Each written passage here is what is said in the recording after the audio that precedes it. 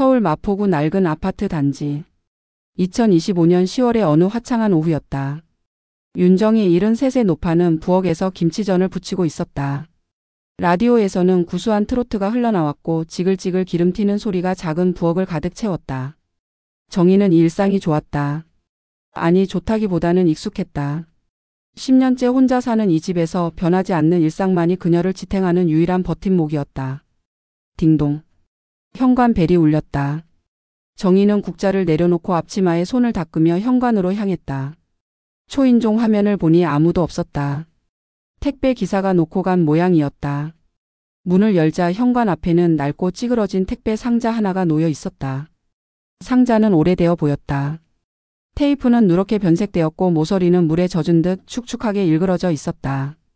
정희는 허리를 굽혀 상자를 들어 올렸다. 무겁지는 않았지만 뭔가 묵직한 느낌이 손끝을 타고 올라왔다.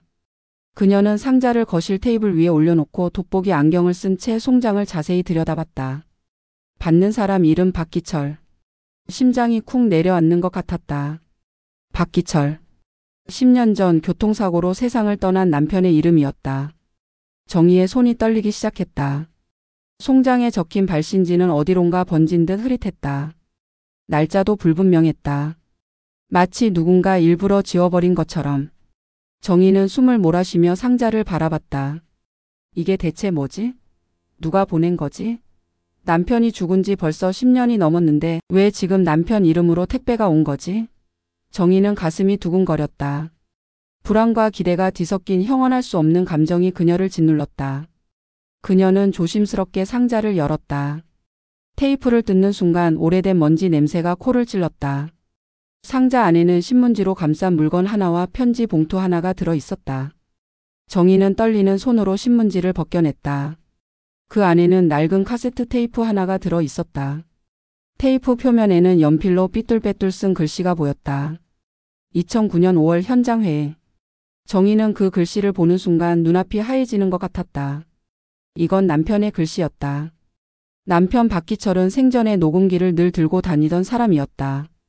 회의 내용을 기록하고 현장의 소리를 담기 위해 카세트 테이프를 수십 개씩 모아두곤 했다. 하지만 남편이 죽은 후 정희는 그 테이프들을 모두 버렸다. 듣기가 너무 고통스러워서. 그런데 지금 그녀의 손에 다시 남편의 테이프가 쥐어져 있었다. 정희는 편지 봉투를 열었다. 봉투 안에는 손으로 쓴 편지 한 장이 들어 있었다.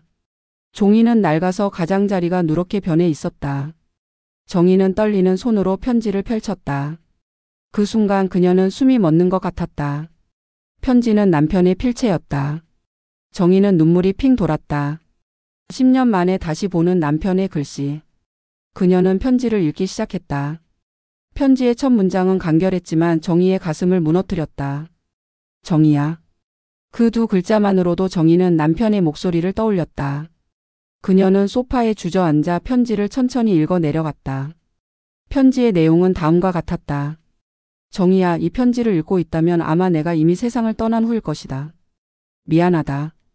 당신에게 이런 짐을 떠넘기게 돼서. 하지만 나는 이 진실을 그냥 묻어둘 수 없었다. 이 테이프 안에는 내가 목숨을 걸고 녹음한 현장의 내용이 담겨 있다. 혹시 내가 갑자기 사고를 당하거나 세상을 떠나게 되면 이 테이프를 꼭 들어봐. 그리고 진실을 세상에 알려줘. 나는 당신을 믿는다. 진실은 언젠가 내 손에 닿을 거야. 편지를 쓴 날짜는 2009년 5월 17일. 남편이 교통사고로 세상을 떠난 날은 5월 20일이었다. 불과 사흘 전에 쓴 편지였다. 정희는 편지를 꼭 쥔 채 눈물을 흘렸다. 당신 그때 뭔가 알고 있었구나. 당신 위험을 예감하고 있었던 거구나. 정희는 남편이 죽던 날을 떠올렸다. 그날도 평범한 아침이었다. 남편은 아침밥을 먹고 출근하며 웃으면서 말했다. 저녁에 돼지고기 사올게. 그런데 저녁은 오지 않았다. 남편은 오후 3시 재개발 현장 근처 도로에서 대형 트럭에 치여 즉사했다. 경찰은 단순 교통사고로 결론지었다. 트럭 기사는 졸음 운전을 했다고 진술했다. 그리고 사건은 그렇게 묻혔다. 하지만 정희는 항상 의심했다. 남편은 평소에 조심성이 많은 사람이었다. 횡단보도를 건널 때도 좌우를 3번씩 확인하던 사람이었다. 그런 남편이 대낮에 한적한 도로에서 트럭에 치여 죽다니. 정희는 의문을 품었지만 누구도 그녀의 말을 들어주지 않았다. 경찰은 사고로 단정했고 회사는 위로금만 줬을 뿐 아무런 조사도 하지 않았다. 정희는 결국 남편의 죽음을 받아들일 수밖에 없었다. 하지만 마음 한구석에는 늘 의문이 남아 있었다. 그리고 지금 10년 만에 도착한 이 택배. 정희는 상자를 다시 들여다봤다. 누가 보낸 거지? 왜 지금 보낸 거지? 정희는 생각에 잠겼다. 남편의 동료? 아니면 혹시 남편이 미리 준비해 둔 걸까? 정희는 알 수 없었다. 하지만 한 가지는 확실했다. 이 테이프 안에는 남편의 죽음과 관련된 무언가가 들어있다는 것. 정희는 테이프를 손에 쥐고 결심했다. 이 테이프를 들어야 한다. 남편이 무엇을 남겼는지 확인해야 한다.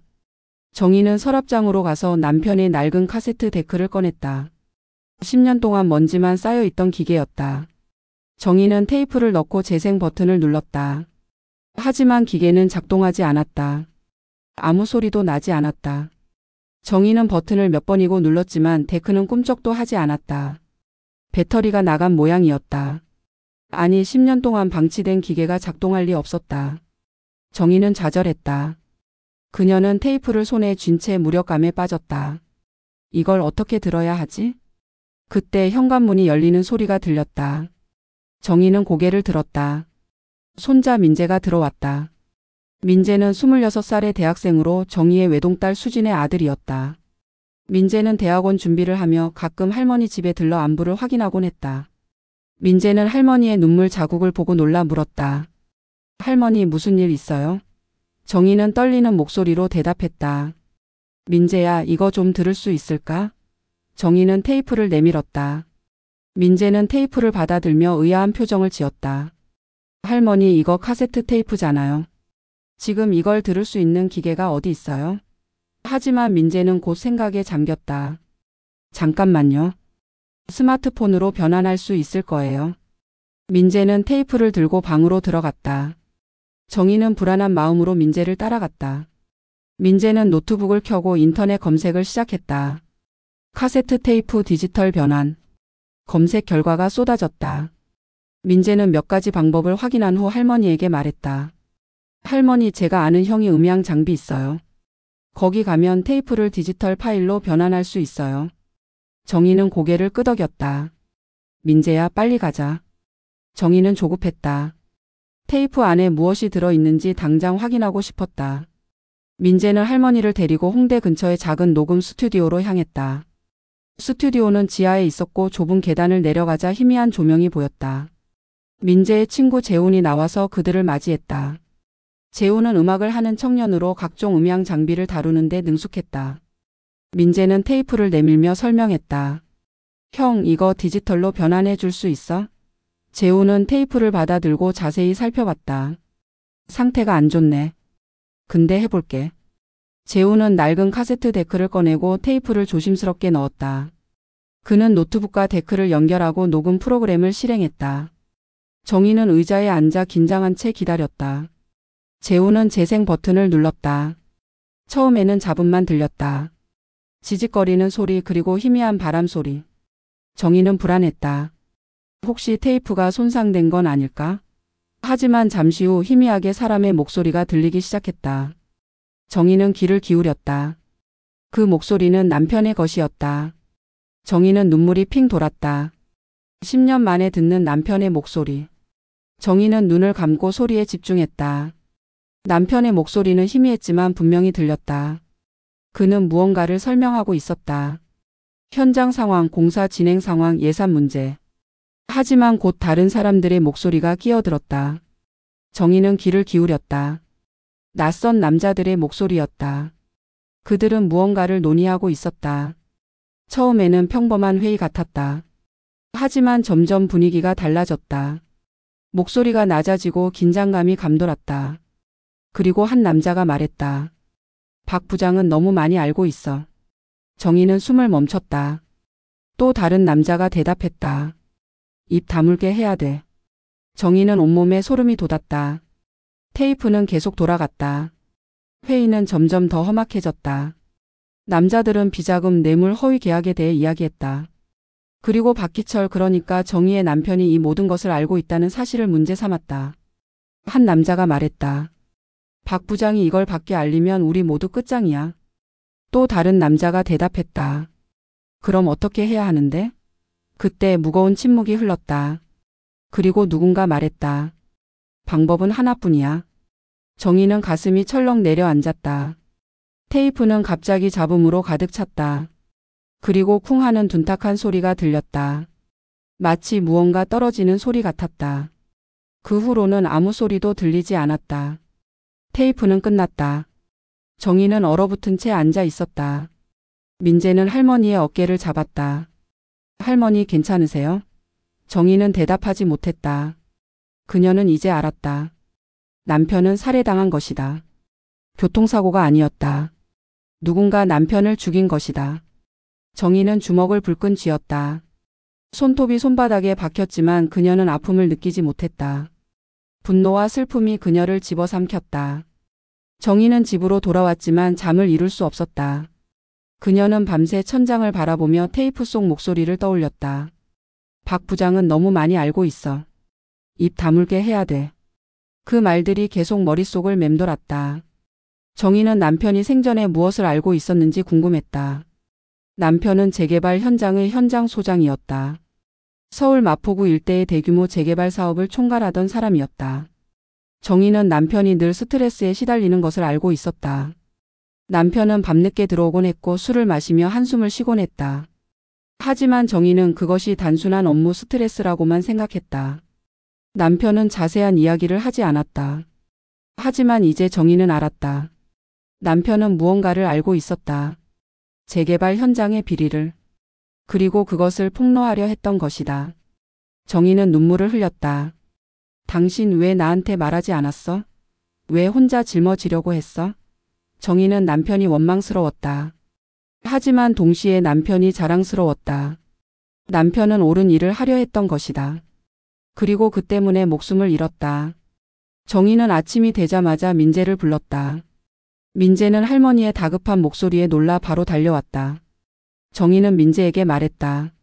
민재야, 우리 경찰에 가야 해. 이 테이프를 경찰에 넘겨야 해. 민재는 고개를 끄덕였다. 하지만 그는 걱정스러운 표정을 지었다. 할머니 10년이나 지난 사건이에요. 경찰이 다시 수사할까요? 정희는 단호하게 말했다. 해야지. 내 남편이 억울하게 죽었는데 가만히 있을 수는 없어. 정희와 민재는 마포경찰서로 향했다. 경찰서는 평소처럼 바빴다.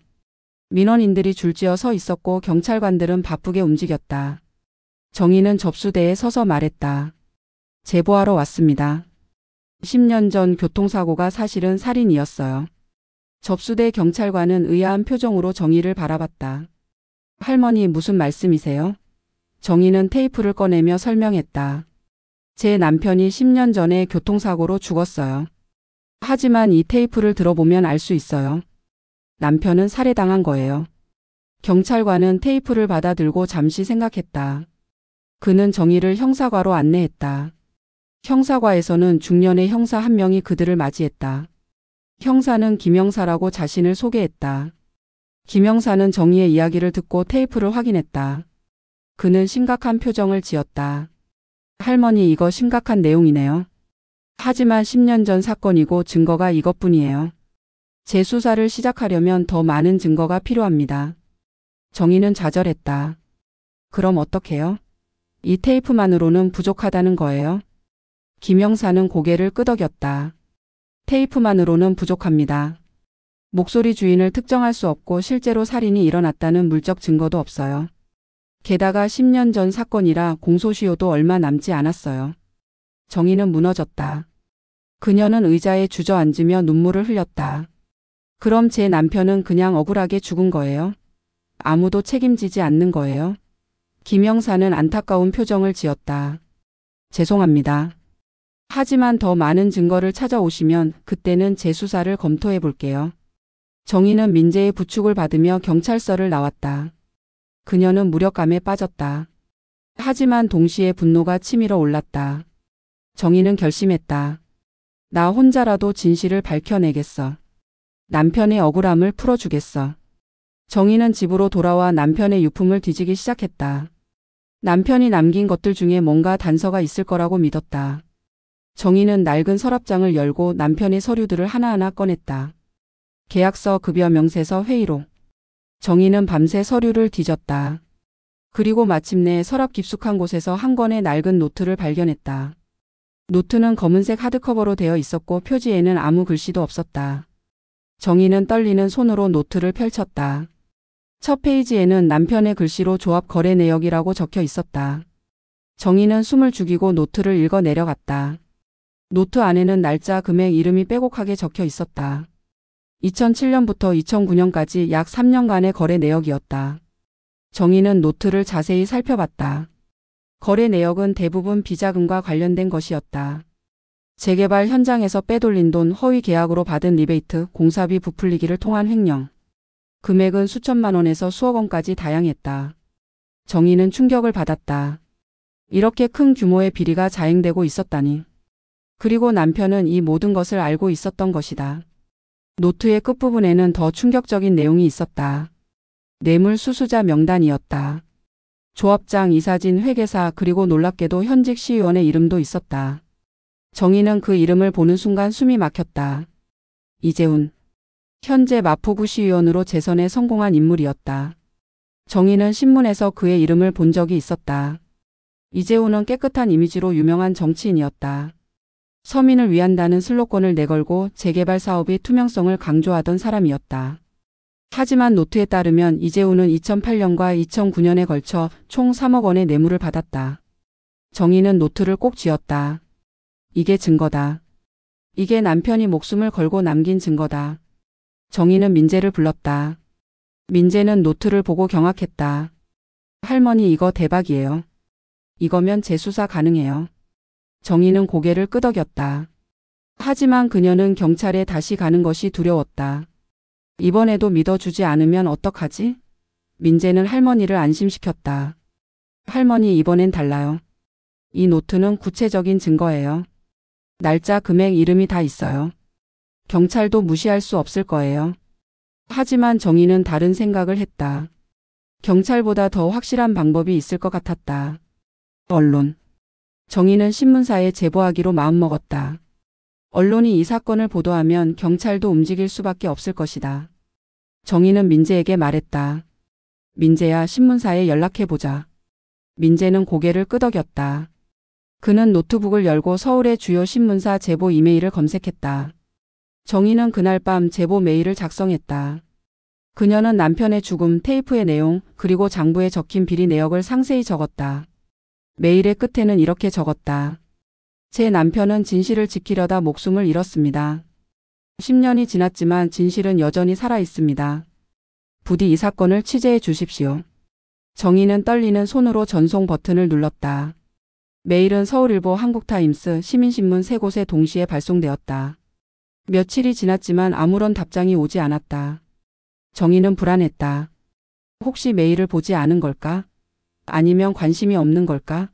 정희는 매일 이메일함을 확인했지만 답장은 없었다. 일주일이 지나자 정희는 직접 신문사를 찾아가기로 결심했다. 민재는 말렸다. 할머니, 그냥 기다려봐요. 답장 올 거예요. 하지만 정희는 고집을 부렸다. 기다릴 수 없어. 나 직접 가볼 거야. 정희는 서울일보 본사를 찾아갔다. 신문사 건물은 광화문 근처에 있었고 높고 화려한 유리 건물이었다. 정희는 로비로 들어가 안내 데스크에 말했다. 사회부 기자 좀 만나고 싶은데요. 안내 직원은 약속이 있냐고 물었다. 정희는 없다고 대답했다. 직원은 난감한 표정을 지었다. 약속 없이는 만날 수 없다고 했다. 정희는 절박하게 말했다. 제보할 게 있어요. 중요한 사건이에요. 직원은 잠시 생각하더니 사회부에 전화를 걸었다. 10분 후 젊은 남자 기자 한 명이 로비로 내려왔다. 그는 자신을 이민수 기자라고 소개했다. 이민수는 30 초반으로 보였고 날카로운 눈매를 가진 사람이었다. 정희는 이민수에게 자초지종을 설명했다. 남편의 죽음, 택배로 온 테이프, 그리고 장부. 이민수는 처음에는 회의적인 표정을 지었다. 10년 전 일이라고요? 증거가 확실합니까? 정희는 테이프 파일과 장부 사진을 보여줬다. 이민수는 사진을 자세히 살펴봤다. 그의 표정이 점점 진지해졌다. 이민수는 정희에게 말했다. 할머니, 이거 심각한 내용이네요. 하지만 10년이나 지난 사건이고 당사자들이 부인하면 입증하기 어려울 수 있어요. 정희는 단호하게 말했다. 그래도 보도해 주세요. 제 남편이 왜 죽었는지 세상에 알려주세요. 이민수는 잠시 고민하더니 고개를 끄덕였다. 알겠습니다. 일단 취재해 보겠습니다. 하지만 확약은 못 드려요. 정희는 감사하다고 말했다. 그녀는 이민수에게 연락처를 남기고 신문사를 나왔다. 이민수 기자는 정희의 제보를 받고 본격적인 취재에 들어갔다. 그는 먼저 2009년 박기철의 교통사고 기록을 확인했다. 경찰 기록에는 단순 교통사고로 처리되어 있었다. 트럭 기사 김모 씨가 졸음운전으로 박기철을 치어 즉사시켰고 김 씨는 금고 1년 집행유예 2년을 선고받았다. 이민수는 김 씨의 행방을 추적했다. 하지만 김 씨는 사고 직후 사라져버렸다. 주소지에는 이미 다른 사람이 살고 있었고 연락처도 연결되지 않았다. 이민수는 다음으로 재개발 조합을 조사했다. 재개발 조합은 2007년에 설립되어 2012년에 해산한 조합이었다. 당시 조합장은 강민호라는 인물이었다. 이민수는 강민호의 현재 행적을 추적했다. 강민호는 현재 부동산 개발 회사를 운영하고 있었고 강남의 호화 빌딩을 소유하고 있었다. 이민수는 의심이 들었다. 재개발 조합장이 어떻게 이렇게 큰 재산을 모았을까? 이민수는 장부에 적힌 다른 이름들도 조사했다. 이사진 대부분은 현재 부동산 업계에서 활동하고 있었다. 그리고 가장 눈에 띄는 이름은 이재훈 시의원이었다. 이민수는 이재훈에 대해 조사했다. 이재훈은 2010년 처음 시의원에 당선되었고 2014년과 2018년, 2022년 연속으로 당선되어 현재 사선 시의원이었다. 그는 깨끗한 이미지로 유명했고 부패 척결을 주장하는 정치인이었다. 하지만 장부에 따르면 이재훈은 2008년과 2009년에 뇌물을 받았다. 이민수는 확신을 가지고 기사를 작성하기 시작했다. 그는 정희를 다시 만나 인터뷰를 진행했다. 정희는 카메라 앞에서 떨리는 목소리로 말했다. 제 남편은 정직한 사람이었습니다. 그는 잘못된 것을 보면 참지 못하는 사람이었어요. 그래서 죽임을 당한 겁니다. 10년 동안 저는 이 억울함을 안고 살았습니다. 이제 진실이 밝혀져야 합니다. 정희의 인터뷰는 진정성이 넘쳤다. 이민수는 이 인터뷰가 많은 사람들의 마음을 움직일 것이라고 확신했다. 이민수는 기사를 완성하고 편집국장에게 보고했다. 편집국장은 기사를 읽고 심각한 표정을 지었다. 이 기자 이거 확실한 거야? 이재훈 시의원은 영향력 있는 사람이야. 만약 이게 허위라면 우리 신문사가 소송에 휘말릴 수 있어. 이민수는 자신 있게 대답했다. 확실합니다. 증거가 다 있습니다. 편집국장은 잠시 고민하더니 고개를 끄덕였다. 알았어. 보도하자. 하지만 법적 검토를 거쳐야 해. 법무팀의 검토를 거친 후 기사는 드디어 보도되었다. 2025년 11월 5일 서울일보 일면에 대서특필되었다. 재개발 비리로 숨진 남자 10년 만의 진실. 기사는 박기철의 죽음, 테이프의 내용, 장부에 적힌 비리 내역을 상세히 다뤘다. 그리고 이재훈 시의원을 비롯한 관련자들의 이름을 실명으로 보도했다. 기사는 순식간에 포털 사이트 실시간 검색어 1위에 올랐다. 사람들은 충격과 분노로 댓글을 달았다. 이게 나라냐? 부패한 놈들 다 잡아 넣어라. 피해자 할머니가 불쌍하다. 하지만 반발도 거셌다. 이재훈 시의원은 즉각 기자회견을 열었다. 그는 카메라 앞에서 단호하게 말했다. 이것은 명백한 허위 사실입니다. 저는 단 한 푼의 뇌물도 받은 적이 없습니다. 서울일보와 제보자를 명예훼손으로 고소하겠습니다. 이재훈의 기자회견은 생중계되었고 그의 지지자들은 그를 옹호했다. 하지만 여론은 분열되었다. 어떤 사람들은 이재훈을 믿었고 어떤 사람들은 정의를 믿었다. 재개발 조합 측도 성명을 발표했다. 우리는 법적 절차에 따라 사업을 진행했으며 어떠한 비리도 없었습니다. 이번 보도는 악의적인 명예훼손이며 법적 대응을 준비 중입니다. 정희는 뉴스를 보며 불안했다. 그녀는 이민수 기자에게 전화를 걸었다. 기자님, 저 고소당하는 거예요? 이민수는 안심시켰다. 할머니 걱정하지 마세요. 우리한테 증거가 있잖아요. 진실은 밝혀질 겁니다. 하지만 압박은 계속되었다. 며칠 후 정희의 집 앞 담장에 쪽지가 붙어 있었다. 그만해라. 당신도 다칠 수 있어. 쪽지는 인쇄된 글씨로 되어 있었고 누가 남긴 건지 알 수 없었다. 정희는 두려웠다. 하지만 동시에 분노했다. 이 비겁한 놈들. 협박으로 나를 막을 수 있을 것 같아? 정희는 쪽지를 사진으로 찍어 이민수 기자에게 보냈다. 이민수는 즉시 경찰에 신고했다. 정희는 잠을 이룰 수 없었다. 밤마다 현관문이 열리는 소리에 깜짝깜짝 놀랐다. 민재는 할머니 집에 머물며 그녀를 지켰다. 민재는 화가 났다. 할머니, 이 사람들 정말 비겁해요. 우리가 진실을 말하는데 협박을 하다니. 정희는 민재의 손을 잡았다. 민재야, 괜찮아. 나 안 무서워. 이건 내 남편의 일이야. 끝까지 가야지. 정희의 목소리는 떨렸지만 그녀의 눈빛은 단호했다. 협박은 점점 더 노골적으로 변했다.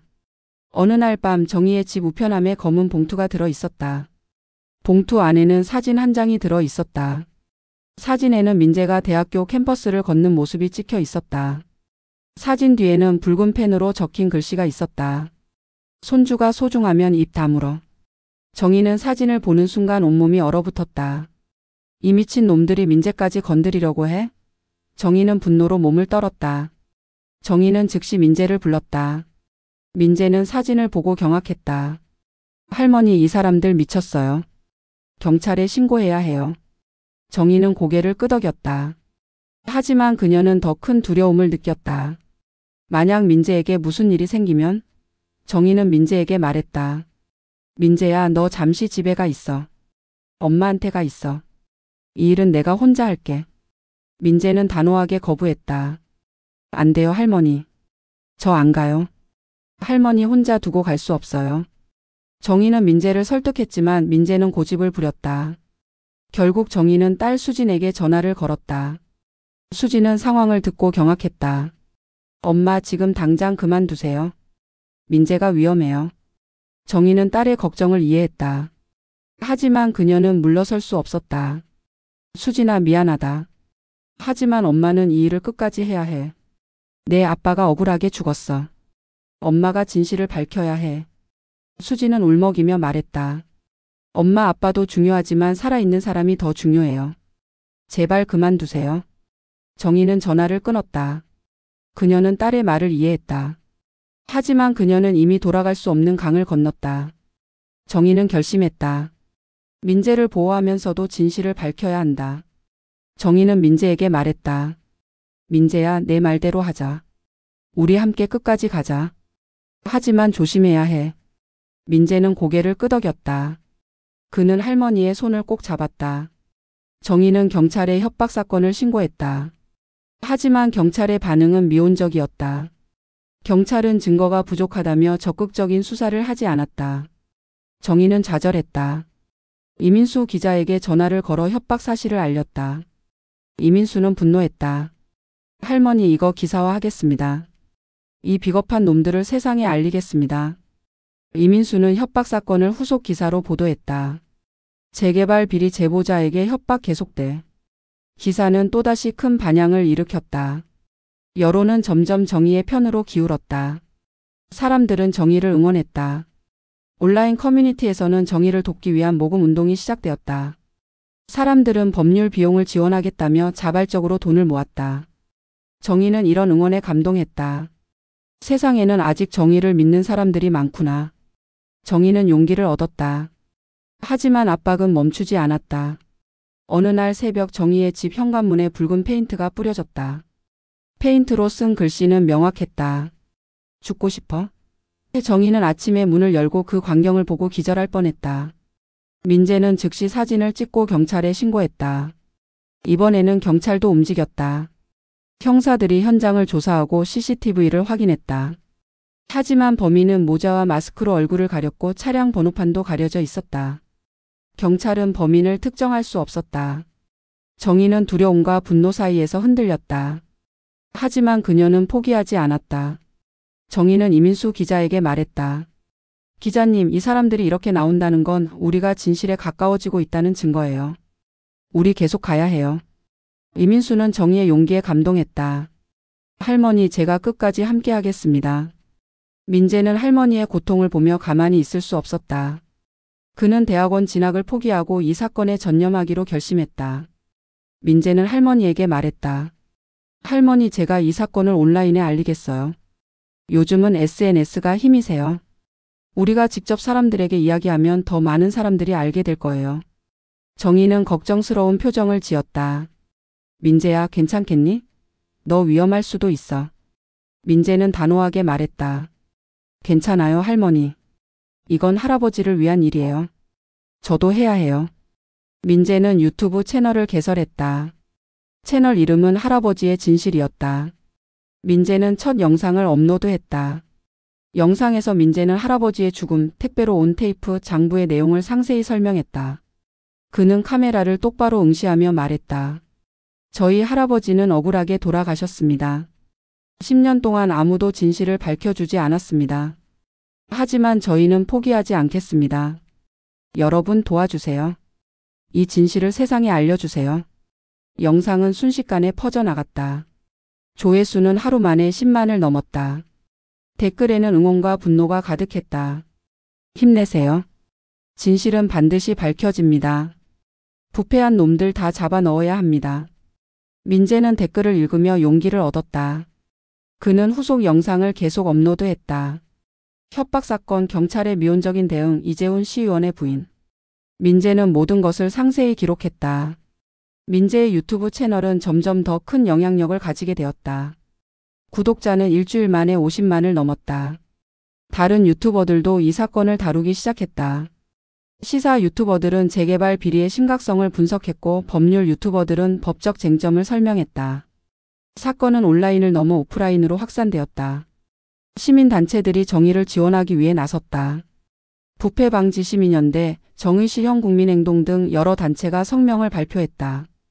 우리는 윤정희 할머니를 지지합니다. 재개발 비리는 반드시 밝혀져야 합니다. 여론이 들끓자 검찰이 움직이기 시작했다. 서울중앙지검은 재개발 비리 의혹에 대한 수사에 착수했다.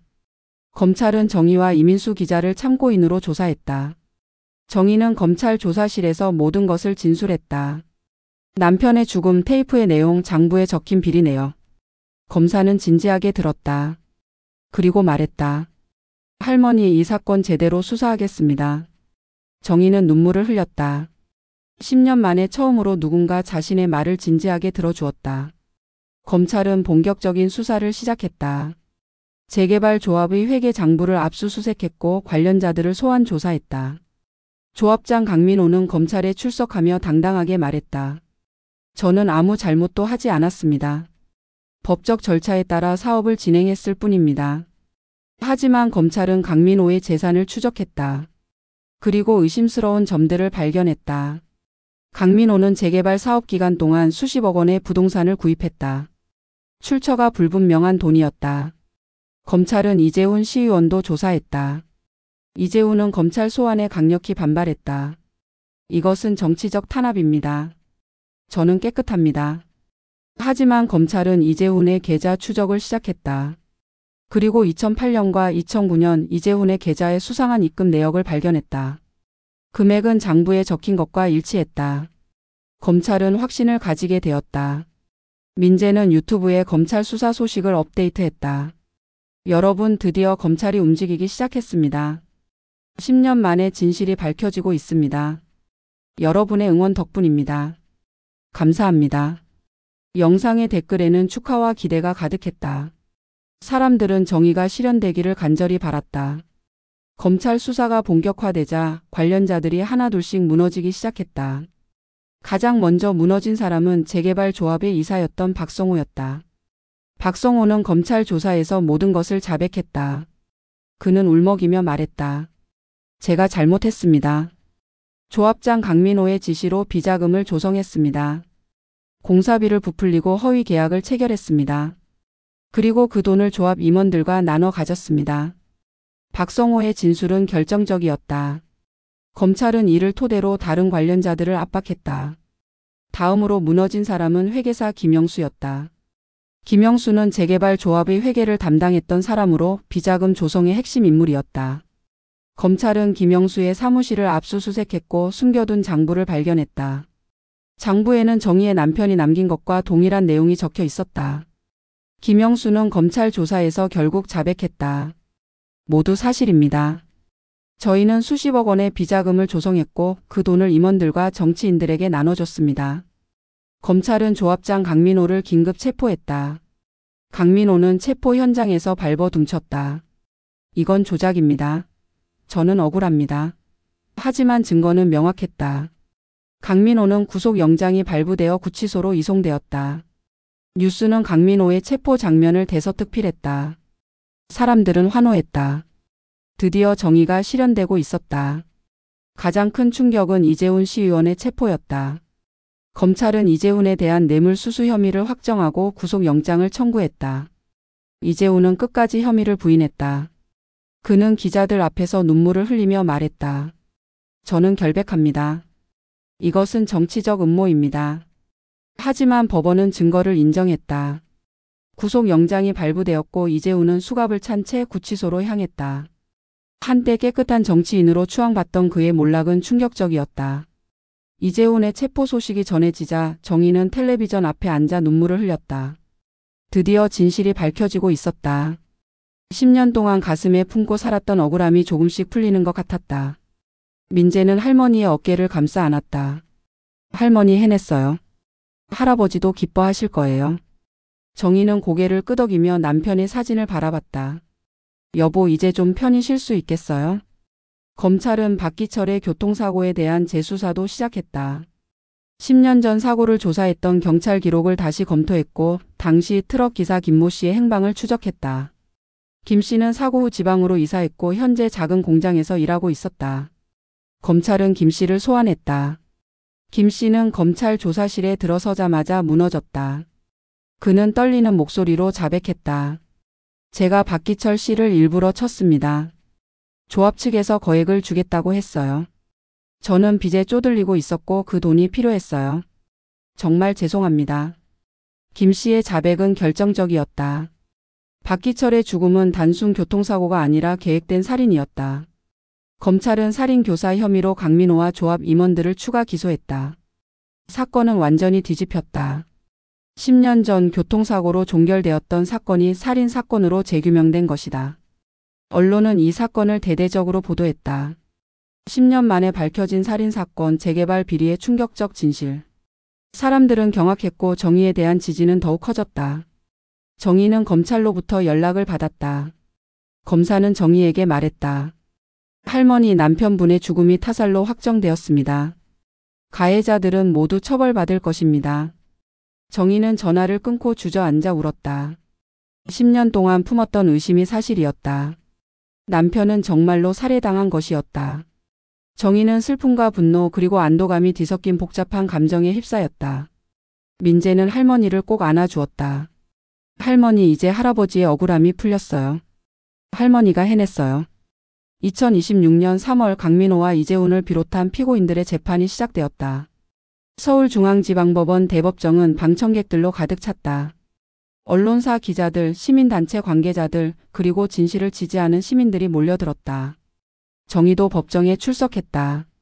그녀는 검은색 한복을 입고 떨리는 걸음으로 방청석에 앉았다. 민재가 옆에서 그녀를 부축했다. 재판장이 입장하고 재판이 시작되었다. 검사는 기소 내용을 낭독했다. 피고인 강민호는 재개발 사업 과정에서 총 150억 원의 비자금을 조성하고 이를 임원들과 정치인들에게 분배했습니다. 또한 이 비리를 알게 된 박기철 씨를 살해하도록 교사했습니다. 피고인 이재훈은 재개발 사업 승인 과정에서 편의를 봐주는 대가로 총 3억 원의 뇌물을 수수했습니다. 검사의 목소리는 법정에 울려 퍼졌다. 피고인 강민호는 피고인석에 앉아 고개를 숙였다. 한때 당당했던 그의 모습은 온데간데 없었다. 변호인은 강민호를 변호하려 했지만 증거는 너무나 명확했다. 장부, 계좌, 이체 내역, 공범들의 진술. 모든 것이 강민호의 범행을 입증했다. 이재훈은 여전히 혐의를 부인했다. 그는 법정에서 목소리를 높였다. 저는 뇌물을 받은 적이 없습니다. 이것은 정치적 음모입니다. 하지만 검사는 냉정하게 증거를 제시했다. 이재훈의 계좌로 입금된 거액의 돈 그리고 장부에 적힌 기록. 이재훈의 변명은 설득력을 잃었다. 재판은 몇 달에 걸쳐 진행되었다. 증인들이 출석했고 증거가 제출되었다. 가장 결정적인 순간은 정희가 증인으로 출석했을 때였다. 정희는 증인석에 앉아 떨리는 목소리로 진술했다. 제 남편은 정직한 사람이었습니다. 그는 잘못된 것을 보면 참지 못했어요. 그래서 비리를 폭로하려 했고 그 때문에 목숨을 잃었습니다. 10년 동안 저는 이 진실을 밝히기 위해 싸워왔습니다. 이제 법이 정의를 실현해 주기를 바랍니다. 정의의 진술은 법정을 숙연하게 만들었다. 방청객들은 눈물을 흘렸고 재판장도 엄숙한 표정을 지었다. 피고인 강민호는 고개를 들지 못했다. 그는 자신의 범행이 한 가정을 얼마나 파괴했는지 깨달았다. 재판이 끝나갈 무렵 강민호는 최후 진술에서 처음으로 사과했다. 제가 잘못했습니다. 박기철 씨와 유가족 여러분께 진심으로 사죄합니다. 저는 어떤 처벌도 받겠습니다. 강민호의 눈에서 눈물이 흘러내렸다. 하지만 그것으로 정의의 고통이 치유될 수는 없었다. 2026년 6월 선고 공판이 열렸다. 재판장은 엄숙한 목소리로 판결을 낭독했다. 피고인 강민호는 살인교사, 횡령, 배임 등의 혐의로 징역 25년을 선고합니다. 피고인 이재훈은 뇌물수수 혐의로 징역 10년을 선고합니다. 기타 공범들에게도 각각 징역형이 선고되었다. 트럭 기사 김 씨에게는 살인죄로 징역 20년이 선고되었다. 방청석에서는 박수가 터져 나왔다. 정의는 눈을 감고 눈물을 흘렸다. 드디어 정의가 실현되었다. 정의는 법정을 나서며 기자들에게 둘러싸였다. 기자들은 질문을 쏟아냈다. 할머니 소감이 어떠세요? 정의는 떨리는 목소리로 대답했다. 10년 동안 기다렸습니다. 이제야 남편이 편히 쉴 수 있을 것 같습니다. 감사합니다. 정의의 말은 진심이었다. 그녀는 오랜 싸움 끝에 승리했다. 민재는 할머니의 손을 꼭 잡았다. 그들은 법원을 나서며 따뜻한 햇살을 받았다. 오랜 어둠이 걷히고 빛이 비치는 것 같았다. 판결 이후 박기철의 명예를 회복하기 위한 움직임이 시작되었다. 시민단체들은 박기철을 부패 고발자로 재평가해야 한다고 주장했다. 서울시는 박기철을 공식적으로 추모하기로 결정했다. 재개발 현장 입구에는 추모비가 세워졌다. 추모비에는 이렇게 새겨졌다. 정직과 신념으로 일한 사람 박기철. 그는 진실을 지키기 위해 목숨을 바쳤다. 2026년 7월 추모비 제막식이 열렸다. 많은 사람들이 참석했다. 정의는 검은색 한복을 입고 추모비 앞에 섰다. 그녀는 떨리는 손으로 추모비를 어루만졌다. 당신 이름이 다시 세상에 새겨졌어요. 이제 사람들이 당신을 기억할 거예요. 정의는 눈물을 흘렸다. 민재는 할머니 옆에서 함께 울었다. 10년간의 고통과 싸움이 주마등처럼 스쳐 지나갔다. 제막식에는 시의회 의원들, 시민단체 대표들, 그리고 이민수 기자도 참석했다. 이민수는 정의에게 다가와 말했다. 할머니의 용기가 세상을 바꿨습니다. 정의는 고개를 저었다. 아니에요. 기자님과 민재 그리고 응원해준 모든 분들 덕분이에요. 이민수는 미소 지었다. 할머니의 싸움이 없었다면 아무것도 시작되지 않았을 겁니다. 정의는 감사의 눈빛으로 이민수를 바라봤다. 박기철이 일했던 회사도 뒤늦게 사과했다. 회사는 성명을 발표했다. 우리는 10년 전 박기철 씨의 죽음을 제대로 조사하지 못한 것을 깊이 사과합니다. 박기철 씨는 회사의 명예를 지키려 했고 우리는 그를 보호하지 못했습니다. 회사는 박기철의 유가족에게 정식으로 사과하고 보상금을 지급했다. 정의는 보상금을 받았지만 그것이 남편을 돌려줄 수는 없었다. 돈은 중요하지 않았다. 정의가 원했던 것은 진실이었고 그것은 이미 밝혀졌다. 정의는 보상금의 일부를 사회에 기부하기로 결정했다. 그녀는 부패 고발자를 지원하는 재단에 거액을 기부했다. 정의는 기부 기자회견에서 말했다. 제 남편처럼 용기 있게 진실을 말하는 사람들이 더 이상 혼자 싸우지 않기를 바랍니다. 이 돈이 그들에게 조금이나마 도움이 되기를 바랍니다. 정의의 기부는 큰 감동을 불러일으켰다. 사람들은 정의를 진정한 영웅이라고 불렀다. 민재는 대학원에 복학했다. 그는 법학을 전공하기로 결심했다. 민재는 할머니에게 말했다. 할머니, 저 변호사가 될 거예요. 그리고 할아버지 같은 분들을 도울 거예요. 정희는 민재를 꼭 안아주었다. 민재야, 고마워. 내 할아버지가 자랑스러워 하실 거야. 민재는 할아버지의 유지를 이어받아 정의로운 사회를 만드는 데 기여하고 싶었다. 정희의 이야기는 다큐멘터리로 제작되었다. 다큐멘터리는 박기철의 죽음부터 진실이 밝혀지기까지의 과정을 상세히 다뤘다. 정희와 민재의 인터뷰, 이민수 기자의 증언, 그리고 재판 과정이 모두 담겼다. 다큐멘터리는 방송되자마자 큰 반향을 일으켰다. 시청률은 20%를 넘었고 각종 상을 휩쓸었다. 정희의 이야기는 많은 사람들에게 용기와 희망을 주었다. 세월이 흘렀다. 2027년 봄 정희는 75이 되었다. 그녀는 여전히 마포구의 낡은 아파트에서 살고 있었다. 하지만 이제 그녀의 삶은 달라졌다. 집 앞에는 더 이상 협박 쪽지가 붙지 않았다. 밤에도 편히 잠을 잘 수 있었다. 무엇보다 남편의 억울함이 풀렸다는 사실이 정희에게 평안을 주었다. 정희는 매주 토요일마다 추모비를 찾았다. 그녀는 추모비 앞에 꽃을 놓고 남편에게 말을 걸었다. 여보, 잘 지내고 있어요? 저는 이제 괜찮아요. 우리 민재도 잘 자라고 있어요. 변호사 시험 준비하고 있대요. 당신이 자랑스러워할 거예요. 정희는 남편과 대화하듯 혼자 중얼거렸다. 추모비는 대답하지 않았지만 정희는 남편이 듣고 있다고 믿었다. 어느 날 정희는 추모비 앞에서 낯선 사람을 만났다. 중년의 남자였는데 그는 추모비를 보며 고개를 숙이고 있었다. 정희가 다가가자 남자는 놀라며 인사했다. 혹시 박기철 씨의 부인이십니까? 정희는 고개를 끄덕였다. 남자는 자신을 소개했다. 저는 오병수라고 합니다. 예전에 박 부장님과 함께 일했던 사람입니다. 정희는 오병수를 기억했다. 그는 남편의 동료였고 택배를 보낸 사람이었다. 정희는 놀라며 물었다. 당신이 그 택배를 보낸 거예요? 오병수는 고개를 끄덕였다. 네, 맞습니다. 10년 동안 제가 테이프와 편지를 보관하고 있었어요. 박 부장님이 돌아가시기 전에 저에게 맡기셨거든요. 만약 자신에게 무슨 일이 생기면 10년 후에 부인께 전해달라고 하셨어요. 저는 그 약속을 지켰습니다. 정희는 눈물을 흘렸다. 남편은 모든 것을 계획했던 것이다. 자신이 죽을 것을 예감하고 진실이 언젠가 밝혀지기를 바라며 증거를 남겼다. 그리고 신뢰할 수 있는 동료에게 그것을 맡겼다. 정희는 오병수의 손을 잡았다. 고맙습니다. 정말 고맙습니다. 오병수는 고개를 저었다. 제가 더 감사합니다. 부인께서 용기 있게 싸워주셔서 박 부장님의 억울함이 풀렸습니다. 오병수는 정희에게 말했다. 사실 저도 겁이 많았어요. 박 부장님이 돌아가신 후 저도 입을 다물었어요. 두려웠거든요. 하지만 부인께서 싸우는 모습을 보고 부끄러웠습니다.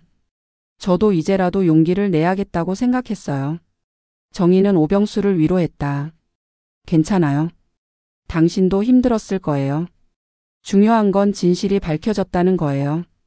정희와 오병수는 함께 추모비 앞에 서서 박기철을 추모했다. 그들은 오랜 시간 침묵 속에서 고인을 떠올렸다. 바람이 불어와 나뭇잎을 흔들었다. 마치 박기철이 그들에게 인사하는 것 같았다. 정희는 미소 지었다. 여보, 당신의 친구가 여기 있어요. 우리 모두 당신을 기억하고 있어요.